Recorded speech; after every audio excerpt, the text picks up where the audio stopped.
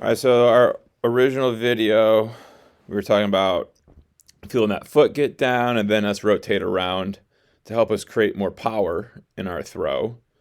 What we're going to notice is we got pretty drastically different delivery here, but in none of the differences that we're going to see have to do with the foot getting down first and then the shoulders rotating around second. Um, I'll play both of these back again here. And obviously the new is on the right, the old is on the left. And we can see that when we get into foot strike, we're a lot lower in our new video. And our shoulders are tilted down and we are rotated around a lot more at this moment of foot strike.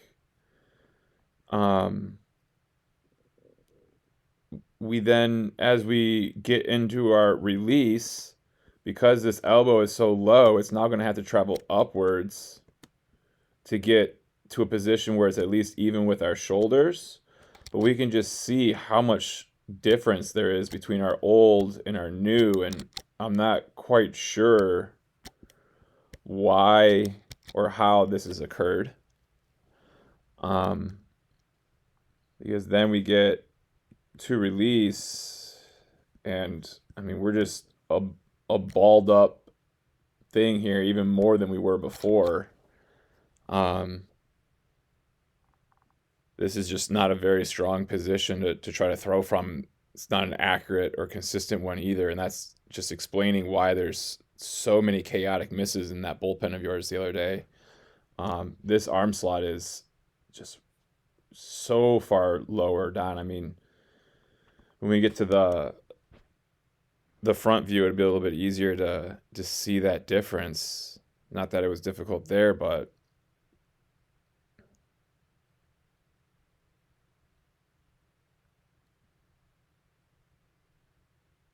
right, so here we are getting that foot in the ground, right? And we can see that as we're in this area here, just how much different things are looking as they're coming through. It's just very strange.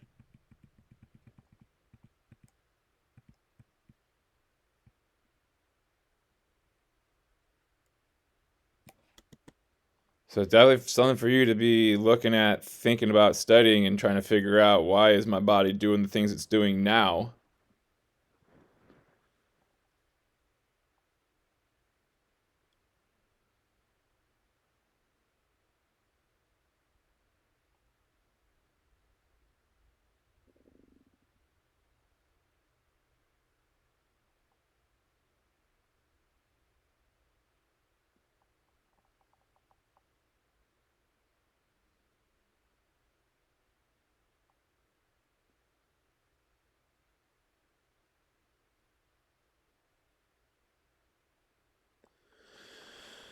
Okay, Mr. Helstrom, we got old video on the left, new on the right.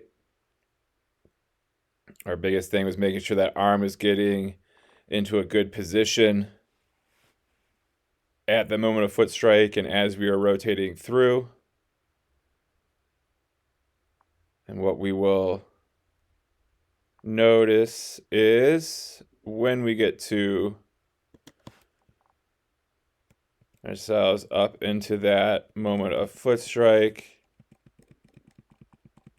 our arm is now in a good shoulder to shoulder to elbow versus this angled down. We can also just see how much more energy our chest is carrying forward, which is then going to allow us to get to that release out in front versus straight up and down and out to the side of us.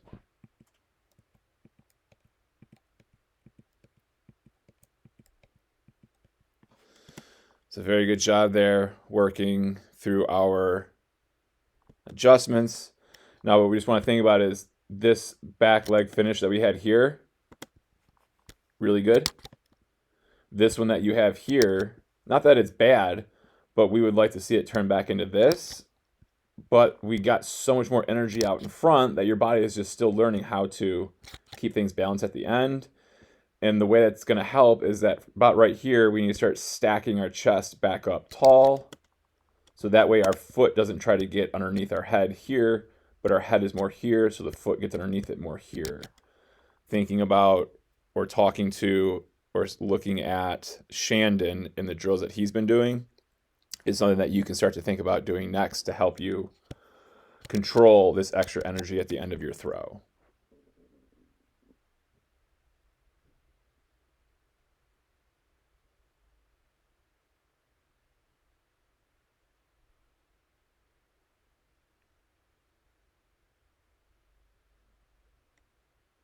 So like right about now, we'd be looking for this to start going up as this back leg is starting to make its descent down and around.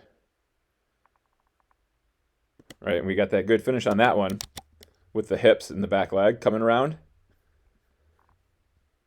It's going to be easier to do that on a regular basis if we stack that chest back up tall versus it hanging down here. We wanted it to go down and then we wanted to bring it back up after. And again, that's something that Shandon's been working on, so you can ask him or watch what he's doing to help you with it. But overall, very good job making these adjustments.